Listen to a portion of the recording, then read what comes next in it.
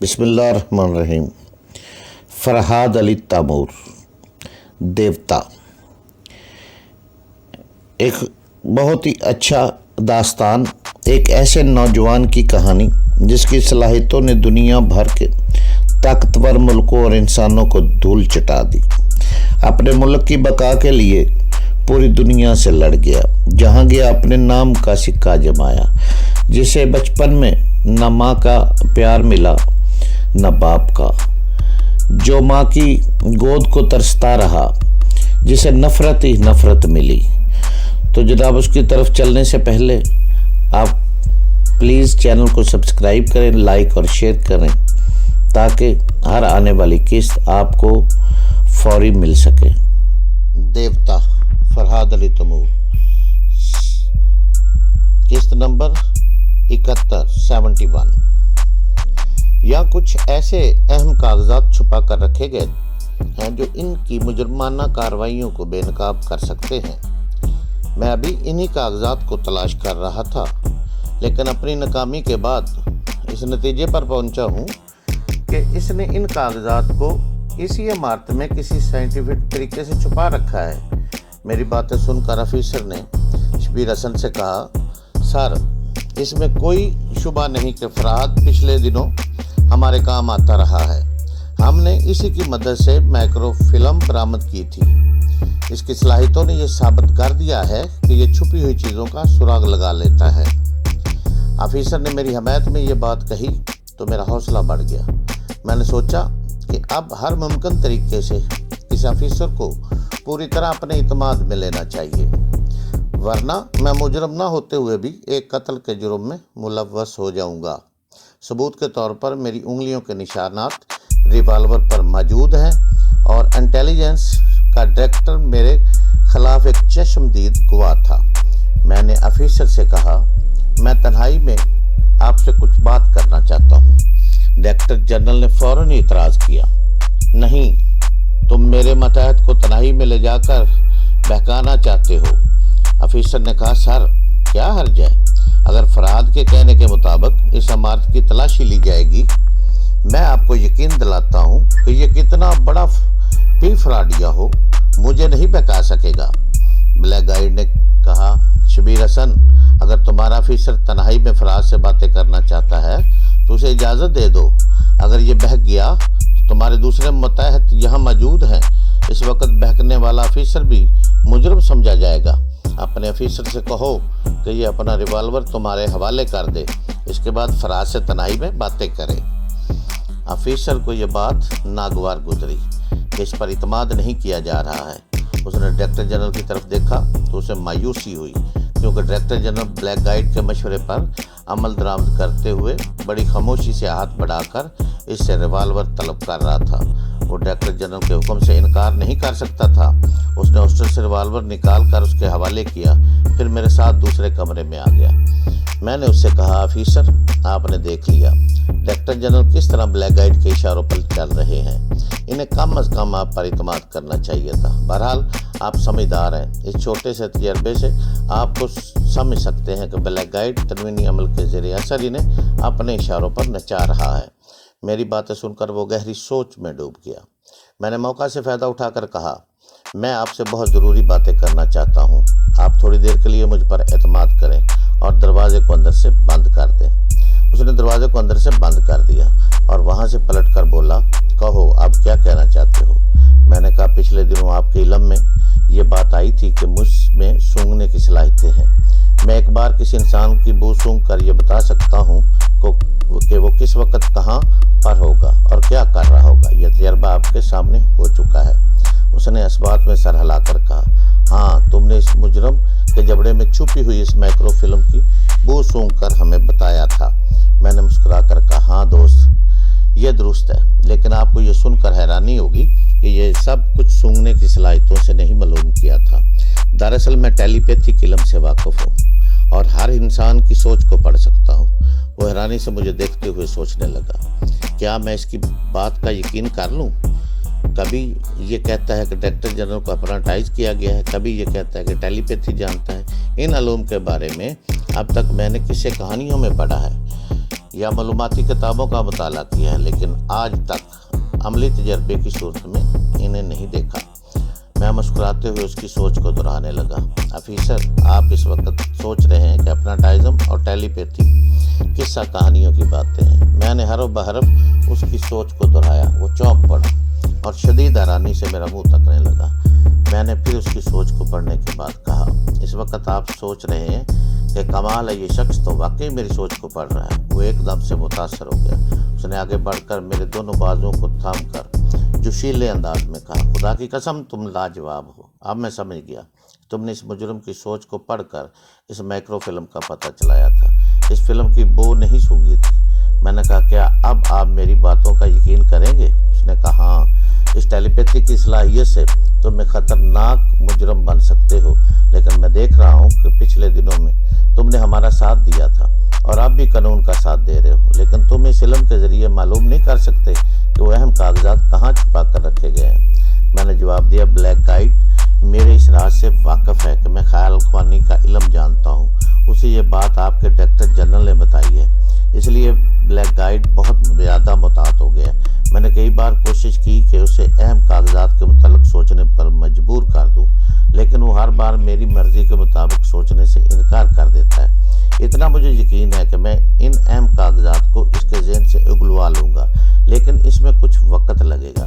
पहले मैं सोच के ज़रिए इसके दिमाग में हलचल मचाऊँगा, उसे ज़हनी तौर पर मफलूज बनाऊँगा, फिर वो कागजात के मुताल्लिक सोचने पर मजबूर हो जाएगा।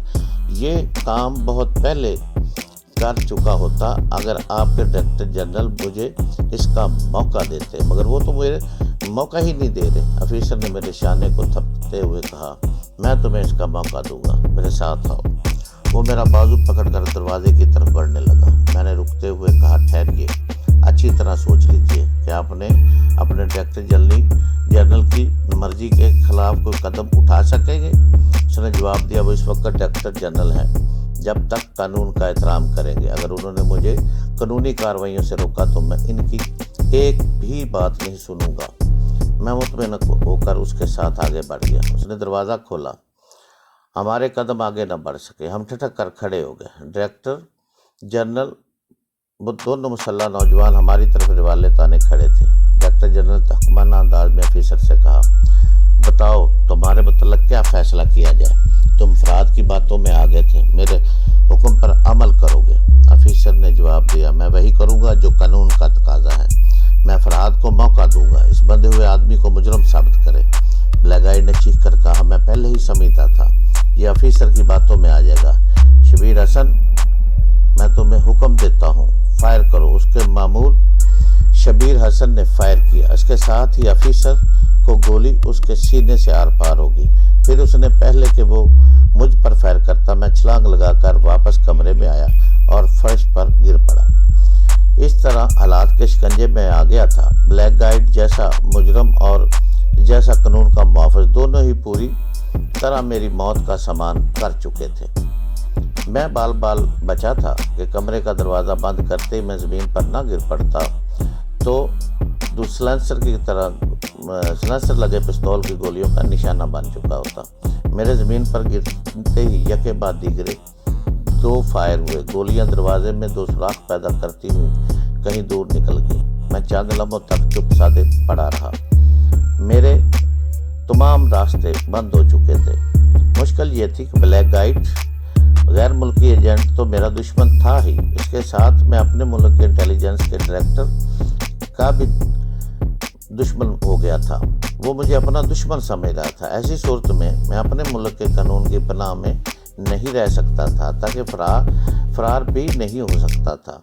मैं किसी से फरियाद भी नहीं कर सकता था। इस कमरे से फरार होने के लिए एक दरवाज़ा था और एक कुफल खिड़की थी। दरवाज़ा पर डायरेक्टर जनरल खड़ा था और लगता था कि उसके पास जो रिवाल्वर है वो मुझे जाने नहीं देगा और दीगर इंटेलिजेंस के मुलाजमीन को भी वो अपने साथ मिला चुका था। खिड़की पर आहनी जालियां लगी हुई थी। मैं बुरी तरह इस कमरे में कैद होकर रह गया था। इस वक्त ब्लैक गाइड ने चीख कर मुझे मुखातब किया, फरहाद तुम्हारी जान नहीं बचेगी, तुम अपने सारे हथकंडे आजमा लो, तब भी तुम्हें खुद को कानून के हवाले करना होगा। बेहतर है कि दरवाज़ा खोलकर चुपचाप बाहर आ जाओ। मैं रिवॉल्वर से लगातार दरवाजे के करीब लगातार हाथ में रिवॉल्वर पकड़े दरवाजे के करीब आता गया। ये अच्छी तरह बात समझ में आ रही थी। फिलहाल खुद को दुश्मनों के हवाले करना ही होगा, इसके सिवा कोई दूसरी सूरत नज़र नहीं आ रही थी। लेकिन मैं आखिर वक्त तक यही कोशिश करना चाहता था कि किस तरह इनके घेरे से निकल जाऊं। लेकिन मज़ीद कुछ कोशिश करने से पहले अचानक ही बाजी पलट गई। कमरे के बाहर डायरेक्टर जनरल शबीर हसन के साथ जो मुसल्लह नौजवान खड़े हुए थे, इनमें से एक नौजवान की आवाज़ सुनाई दी। वो अपने डायरेक्टर जनरल से कह रहा था, सर गुस्ताखी माफ़ कीजिएगा, मेरे रिवॉल्वर की नाल आपकी गर्दन पर है। अगर आपने ज़रा भी हरकत की तो मैं आपको शूट कर दूंगा। आप चुपचाप अपना रिवॉल्वर मेरे हवाले कर दें। डायरेक्टर जनरल ने बुनाकर कहा, ये क्या बदतमीज़ी है, मैं तुम्हारा डायरेक्टर जनरल हूँ। क्या तुम मेरा साथ छोड़कर फराज जैसे मुजरम का साथ देना चाहते हो? फराज मुजरम है या नहीं, इसका फैसला अदालत में होगा। फिलहाल हमारी नज़रों में आप मुजरम हैं। आपको जवाब देना होगा कि आपने अपने एक अफसर को किस जुर्म की बना पर गोली मारी है। इस फर्शनास नौजवान की बातें सुनकर मेरा हौसला बुलंद हो गया। वो बड़े मौके पर अपने डायरेक्टर जनरल को मुजरम साबित कर रहा था। डायरेक्टर जनरल उसे समझाने की कोशिश करने लगा, हमारा ये अफसर फराज का साथ देकर कानून शिकनी कर रहा है। ऐसी कानून शिकनी की सज़ा मौत नहीं होती। फिर ये कि आप कानून से ज़्यादा ब्लैक गाइड के फरमाबरदार हैं। मैंने आपको हुक्म दिया था कि शबीर हसन फायर करो और आपने एक काबिल और फर्शनास अफसर पर गोली चला दी। दूसरे नौजवान की आवाज़ सुनाई दी, हाँ, उससे साबित होता है कि वाकई इस मुजरम ब्लैक गाइड ने आपको अपनाटाइज किया हुआ है। आप इसके हर हुक्म की पर अमल करते हुए बगैर सोचे समझे गोली चलाते जा रहे हैं। आप खुद को ज़ेरे हिरासत समझे। अभी फ़ोन करके दूसरे अफसर को तलब करता हूँ, वो यहाँ आकर इस केस को हैंडल करेंगे। इसके बाद चंद लम्हों के लिए खामोशी छा गई। शायद वो नौजवान टेलीफोन की तरफ गया था। थोड़ी देर बाद दूसरे नौजवान ने बुलंद आवाज़ से मुझे मुखातब किया, फरहाद, मिस्टर फरहाद, हमने डायरेक्टर जनरल से रिवॉल्वर ले लिया है। आप बाहर आकर खुद को कानून के हवाले कर दें। हम आपसे वादा करते हैं कि आपके साथ इंसाफ किया जाएगा। मैंने बाहर आने से पहले इस नौजवान की सोच को पढ़ना शुरू किया। मैं यकीन करना चाहता था कि वाकई डायरेक्टर जनरल के हाथ से रिवॉल्वर छीन लिया गया है या मुझे कमरे से बाहर निकालने के लिए माज ड्रामा खेला जा रहा है। मैंने इस नौजवान की सोच में कहा, मैं कानून का मुहाफिज हूँ, क्या कानूनी तौर से फरहाद की हमायत करनी चाहिए? इस नौजवान की मुस्बत सोच ने कहा, हाँ, अब तक तो वो बेकसूर ही नज़र आ रहा है। हमारा ये अफसर भी इसकी हमायत कर रहा था, लेकिन ये हमायत उसे बड़ी महंगी पड़ी। कुछ भी हो, डायरेक्टर जनरल को इसके जुर्म की ज़रूर सज़ा मिलेगी। इस नौजवान की सोच में मैंने समझ लिया कि वाकई वो दोनों डायरेक्टर जनरल के खिलाफ है और उसे हिरासत में ले चुके हैं। मैं मुतमिन होकर दरवाज़ा खोलते ही बाहर आ गया। दूसरे कमरे में डायरेक्टर जनरल एक सोफे पर बैठा हुआ था और एक नौजवान अपने रिवॉल्वर का रुख उसकी तरफ किए खड़ा था। इस नौजवान ने मुझसे कहा, मिस्टर फरहाद, आप भी डायरेक्टर जनरल के पास आकर बैठ जाएं। ये हमारी इजाज़त के बगैर कोई हरकत ना करें। हमारे एक अफसर यहाँ पहुँचने वाले हैं। हमें इस वक्त तक कोई हंगामा नहीं करना चाहिए और ना ही हम ये पसंद करेंगे। इसकी बात ख़त्म होते ही दूसरा नौजवान हमारे करीब आया और उसने एक हथकड़ी मेरे और शबीर हसन के एक एक हाथ में पहना दी। मैं इन उलझनों से बचना चाहता था और ये अच्छी तरह समझता था कि कानूनी फैसला होने तक मेरा कितना कीमती वक्त बर्बाद होगा। कोई मामूली केस नहीं था। इसका फैसला होने तक न जाने कितने माह और कितने साल गुजर जाते। अब कानून की गिरफ्त में आने के बाद मैं सोच रहा था कि कितनी जल्दी इस कानूनी कार्रवाइयों से निजात हासिल हो सकेगी। 1 घंटे के बाद इंटेलिजेंस की इमारत में मुझे, शबीर हसन को और ब्लैक गाइड को अलग अलग लॉकअप में रखा गया था। डायरेक्टर जनरल के साथ रैद नहीं बरती गई थी क्योंकि उसने अपने ही इंटेलिजेंस के एक अफसर को कत्ल किया था। जिस रिवॉल्वर से उसने कत्ल किया था वो रिवॉल्वर उंगलियों के निशानात की तशखीस के लिए भेज दिया गया। ब्लैक गाइड से जबरन ये गुलवाया गया कि उसने शबीर हसन को अपनाटाइज किया है। पहले तो इनकार करता रहा। आखिर एक अफसर ने उसे 2-4 हाथ जमा कर कहा कि देखो, हमारे डायरेक्टर जनरल शबीर हसन एक मुजरम की तरह खड़े हैं। محترم کو صوفے پر یا کرسی پر بھی بیٹھنے کی اجازت نہیں دی جاتی، اس لیے ہم اسے بیٹھنے کی اجازت نہیں دے رہے، لیکن تم ایک عمل کی طرح انہیں صوفے پر بٹھا سکتے ہو یا بیٹھ سکتے ہو۔ آپ حکم دیں گے تو وہ بیٹھ جائے گا، ہمیں یہ معلوم ہو چکا ہے۔ بلیک گائیڈ نے جھجکتے ہوئے کہا، میں بھلا کون ہوتا ہوں حکم دینے والا؟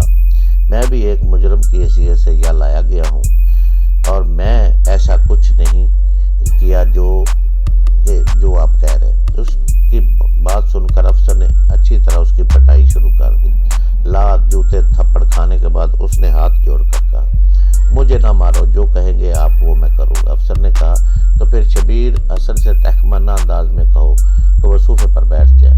اس سے پہلے ہم شبیر حسن کو حکم دیتے ہیں کہ وہ کسی کے حکم پر صوفے پر نہ بیٹھے۔ اس کے بعد بلیک گائیڈ نے جھجکتے ہوئے حکم دیا، شبیر حسن میں حکم دیتا ہوں صوفے پر بیٹھ جاؤ۔ اس کا حکم سنتے ہی شبیر حسن فوراً ہی صوفے پر بیٹھ گیا، اور ان کی اس بیٹھنے پر مجھے بے اختیار ہنسی آ گئی۔ اس وقت میں لاک اپ میں تنہا بیٹھا تھا، اور وہاں سے دور عمارت کے کمرے میں شبیر حسن اور بلیک گائیڈ کے جو کارروائی کی جا رہی تھی انہیں ان کی سوچ کے ذریعے سن رہا تھا، چشم تصور میں دیکھ رہا تھا۔